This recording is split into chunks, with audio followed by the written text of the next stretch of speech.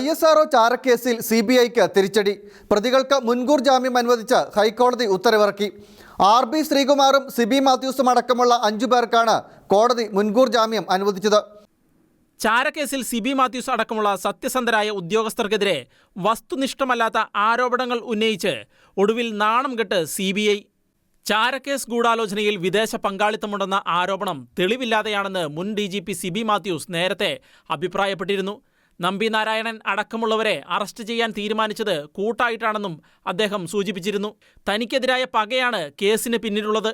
ചാരക്കേസിൽ പ്രതിയായ നമ്പി നാരായണനെ ഇന്റലിജൻസ് ബ്യൂറോയുടെ നിർദ്ദേശപ്രകാരമാണ് അറസ്റ്റ് ചെയ്തതെന്നും ചാരക്കേസ് ആദ്യം അന്വേഷിച്ച CBI സംഘമാണ് കേസ് അട്ടിമറി നടത്തിയതെന്നും സിബി മാത്യൂസ് പറഞ്ഞിരുന്നു.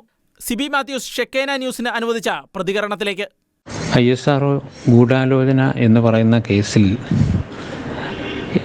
ഞാൻ ഉൾപ്പെടെ 6 പ്രതികൾക്കും കേരള ഹൈക്കോടതി ജാമ്യം നൽകി. ചില വ്യവസ്ഥകൾ ഉണ്ട്. ഇന്ത്യ വിട്ടു പോകാൻ പാടില്ല, സാക്ഷികളെ സ്വാധീനിക്കാൻ പാടില്ല, അന്വേഷണ ഉദ്യോഗസ്ഥന്മാർ ആവശ്യപ്പെടുമ്പോൾ ഹാജരാകണം എന്നൊക്കെ. അതൊക്കെ എല്ലാ കേസിലും വെക്കാറുള്ള വ്യവസ്ഥകളാണ്. പിന്നെ മറ്റൊരു കാര്യം പറയാനുള്ളത്, ഈ കേസ് CBIയുടെ ഡൽഹിയിലാണ് അന്വേഷിക്കുന്നത്. ഡൽഹിയിൽ നിന്നുള്ള ടീമാണ് അന്വേഷിക്കുന്നത്.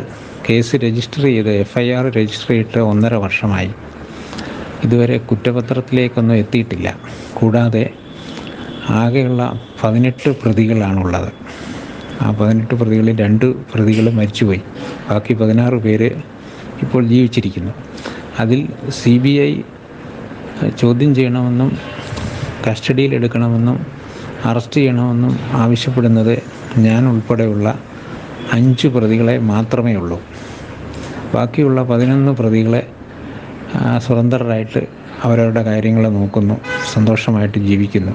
അവരെ കസ്റ്റഡിയിൽ എടുക്കാനോ അവരെ ചോദ്യം ചെയ്യാനോ അവർക്ക് ഗൂഢാലോചനയിലുള്ള പങ്ക് എന്താണെന്ന് അന്വേഷിക്കാനോ CBI ഇതുവരെ താല്പര്യം കാണിച്ചിട്ടില്ല.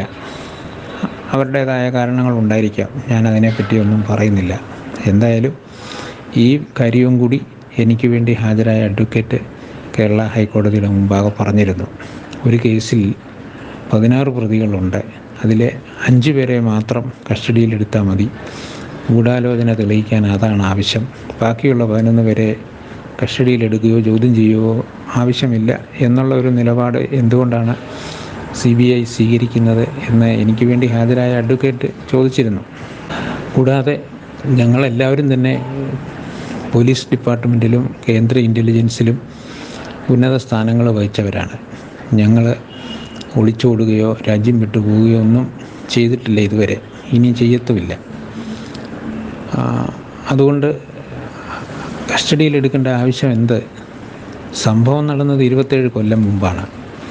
അതിൽ കസ്റ്റഡിയിലെടുത്ത് ചോദ്യം ചെയ്താൽ മാത്രമേ തെളിവുകൾ കിട്ടൂ എന്നുള്ള CBIയുടെ നിലപാടിനെയാണ് എൻ്റെ അഡ്വക്കേറ്റും മറ്റ് പ്രതികളുടെ വക്കീലന്മാരും ചോദ്യം ചെയ്തത്. എന്തായാലും ബഹുമാനപ്പെട്ട കേരള ഹൈക്കോടതി ഞങ്ങളുടെ വാദങ്ങളെല്ലാം ശരിവെച്ചു എന്ന് വേണം കരുതാൻ. കാരണം എല്ലാവർക്കും മുൻകൂർ ജാമ്യം നൽകി. അതേസമയം ISRO ചാരക്കേസിൽ നിന്ന് രക്ഷപ്പെടാൻ നമ്പി നാരായണൻ അന്വേഷണ ഉദ്യോഗസ്ഥർക്ക് ഭൂമി വാങ്ങി നൽകിയെന്ന് ചൂണ്ടിക്കാട്ടി S വിജയനും രംഗത്ത് വന്നിരുന്നു. അന്വേഷണത്തെ സ്വാധീനിക്കാൻ CBI മുൻ joint director Rajendranath Kaur, DYSP ഹരിവത്സൻ എന്നിവർക്ക് നമ്പി നാരായണൻ തമിഴ്നാട്ടിൽ ഭൂമി നൽകിയെന്നായിരുന്നു ആരോപണം. നേരത്തെ ഇതേ കേസ് പരിഗണിച്ച ഹൈക്കോടതി വാചക കസർത്ത് അല്ലാതെ ഇവർക്കെതിരെ സൂചനയോ വസ്തുതയോ ഇല്ലെന്ന് പറഞ്ഞ് പ്രതികൾക്ക് ജാമ്യം അനുവദിച്ചിരുന്നു. ഇതിനെതിരെ CBI സുപ്രീം കോടതിയെ സമീപിക്കുകയായിരുന്നു. പ്രമുഖ ശാസ്ത്രജ്ഞനെ കള്ളക്കേസിൽ കുടുക്കി അറസ്റ്റ് ചെയ്തത് നിയമവിരുദ്ധമായിട്ടാണെന്നും സിബി മാത്യൂസ് അടക്കമുള്ള പ്രതികളെ കസ്റ്റഡിയിൽ ചോദ്യം ചെയ്യേണ്ടതുണ്ടെന്നും മുൻകൂർ ജാമ്യം അനുവദിക്കരുതെന്നുമാണ് CBI കോടതിയിൽ വാദിച്ചിരുന്നത്. നേരത്തെ ഹൈക്കോടതി നൽകിയ മുൻകൂർ ജാമ്യം സുപ്രീം കോടതി റദ്ദാക്കുകയായിരുന്നു. വീണ്ടും വാദം കേട്ട് മുൻകൂർ ജാമ്യ ഹർജിയിൽ തീരുമാനമെടുക്കാൻ സുപ്രീം കോടതി നിർദ്ദേശിക്കുകയും ചെയ്തിരുന്നു.